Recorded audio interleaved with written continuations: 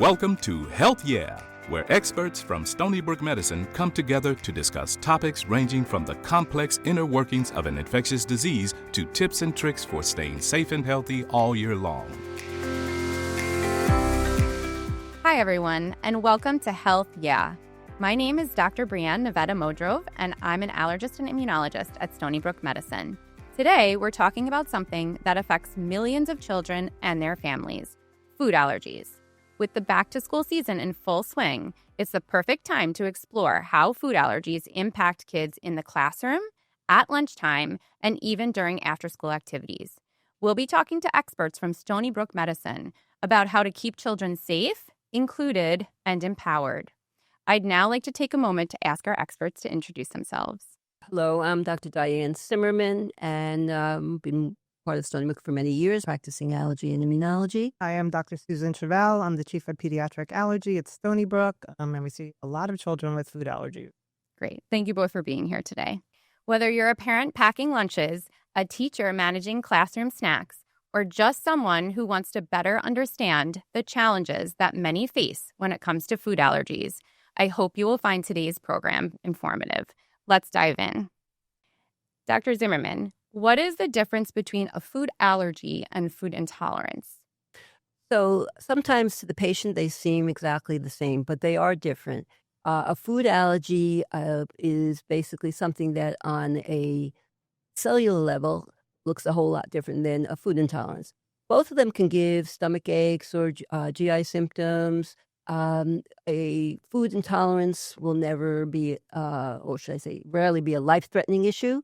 Food allergies can be a life-threatening issue, and therefore we need to plan ahead for the situation. Thank you. Dr. Chevelle, could you speak to some of the symptoms of food allergy, particularly in pediatric patients? Sure. So the symptoms are variable depending on the age of the child. The young children, it might be hard to determine if they're having an allergic reaction. Older children might complain of hives, swelling of the lips, tongue, and the most serious reaction that we see is anaphylaxis. So that's a systemic reaction where you can have trouble breathing, your whole body can swell up, and people can actually die from fatal food anaphylaxis. So that we really try to prevent. It's fully preventable if patients are empowered and knowledgeable. Yes. Okay. Dr. Zimmerman, is there anything different about the presentation for food allergy in adults versus pediatric patients? I would say that either age group can have similar symptoms.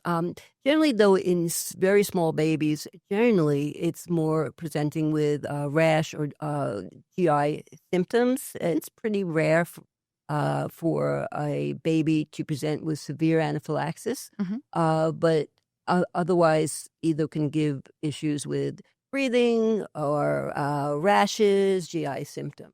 Okay, thank you. Dr. Chevelle, can you discuss the most common food allergies in pediatric patients that you see? Sure. So even though our diet consists of hundreds of foods, there are 9 foods that cause the majority of allergic reactions. That's milk, soy, egg, wheat, peanut, fish, shellfish, and sesame seed, which was recently added in 2023. So we see most commonly allergic reactions to these foods, but we do see reactions to pretty much every kind of food. Thank you. Yes, I don't know if you both feel the same way, but I find the seeds particularly hard. Sesame was added, but that comes with a whole host of other seeds, poppy seeds and mustard seed, and that can be very difficult to navigate because we don't have as much experience with that being one of the top allergens. So I'm not sure if you guys feel the same way about that, but that's we my see a lot of experience. hummus reactions, though, because Yes. people give babies hummus, and that's sesame seed. So we do see that often. Yes. What should a parent or guardian do if they feel that their child may be having an allergic reaction? Dr. Zimmerman, do you mind answering that for me?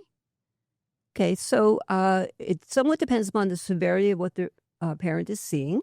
Okay, and we would hope that if it is not the first time, that the parent would be equipped with an epinephrine device, and we now have 3 to offer, which is great.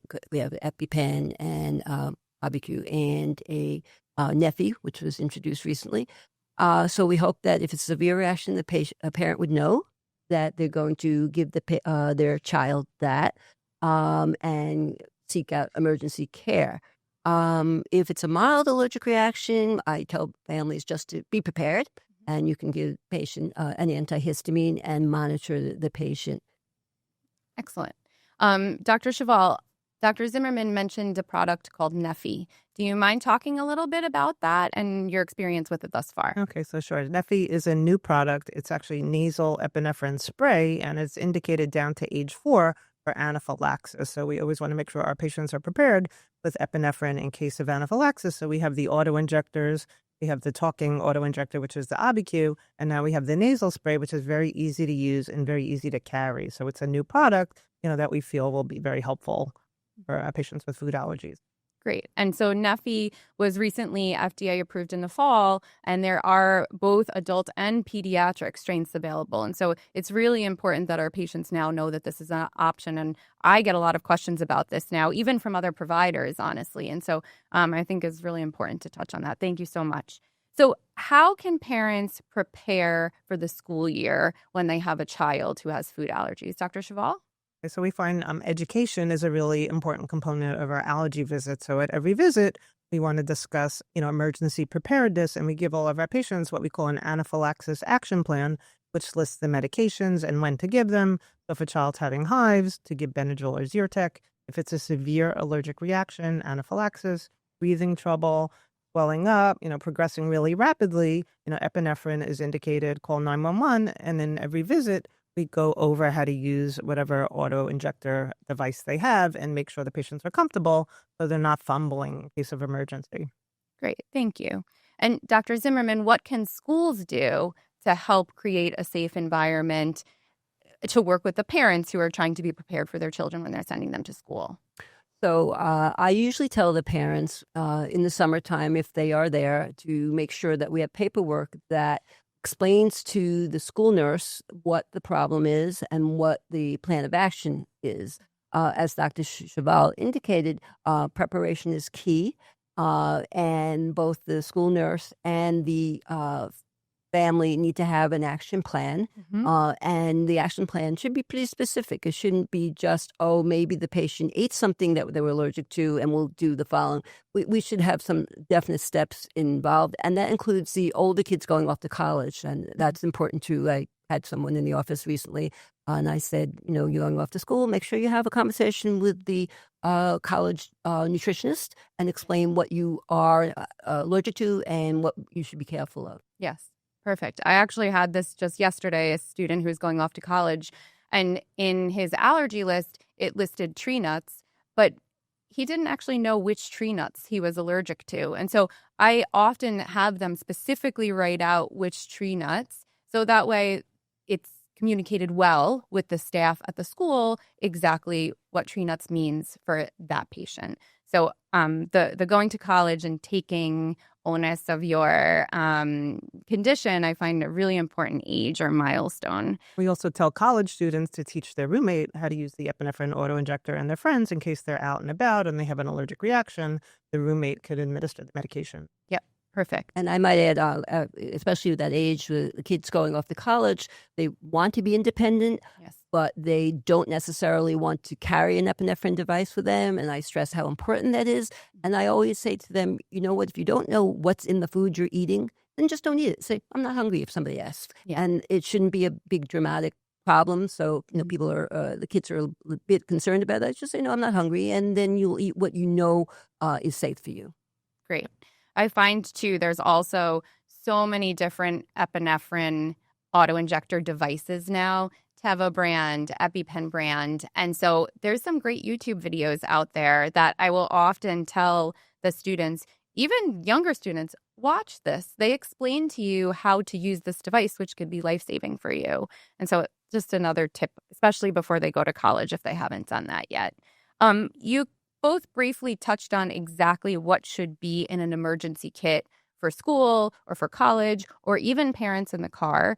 Could you just repeat that? Because I think that's really important. So, Susan, what do you recommend should be in every emergency kit for a food allergic child? So everyone with a food allergy should carry an antihistamine, so usually Benadryl or Zyrtec, and some sort of epinephrine device, whether it be an EpiPen, the ABQ, or the nasal spray. And we do tell people that the EpiPens, they shouldn't leave in the car because it's a liquid that can evaporate in the summer. It could freeze in the winter.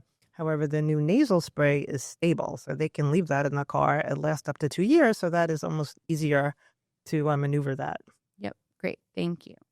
Okay. So what is on a lot of parents and actually adults' mind is, are there any treatments or cures for food allergy?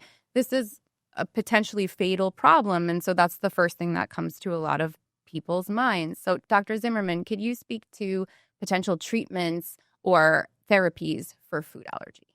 So if you asked me this question 11 years ago, I would have said nope. But at this point, we have a lot more options that we can use. 10 years ago, there was a very important study called LEAP study that showed that if you restrict a baby from eating peanuts, they are much more likely to have a peanut allergy lifelong than if you don't. And it was a big difference. I believe the statistics said the difference was almost double. In other words, the children that wound up having peanut allergies were the ones who were restricted. The ones that had fed peanut crackers or peanut powder from a young age, they had a much lower likelihood of having peanut allergies. So that was a really important study, and that has pretty much changed the information that allergists and pediatricians are giving their patients. As far as treatments, we now have a few different types of what we call oral desensitization. And they each have specific guidelines how to be used, and they also work. So that's a big improvement compared to, as I said, 10, 11 years. Great. So as food allergy was increasing, a lot of what we did just naturally was, delay the introduction of the highly allergenic foods. And so then we did not start introducing these foods until they were 2. That used to be the advice of the pediatricians and the allergy community.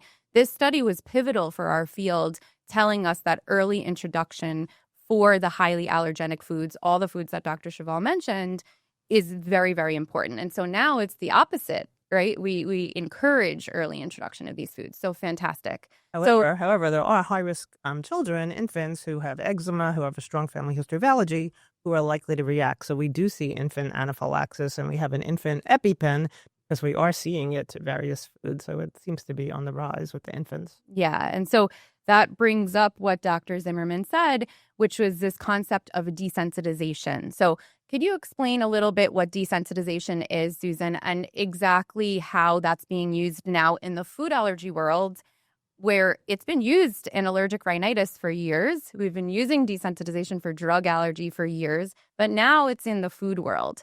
So if you don't mind explaining that a little. Sure. So desensitization is oral immunotherapy for foods. So we always tell people this is not a cure. It's not going to get rid of your food allergy. It's just going to raise the threshold at which you'll react. So instead of reacting to a trace amount of peanut, you could eat 2 or 3 peanuts before you have a reaction. So for many people, this is really essential and important.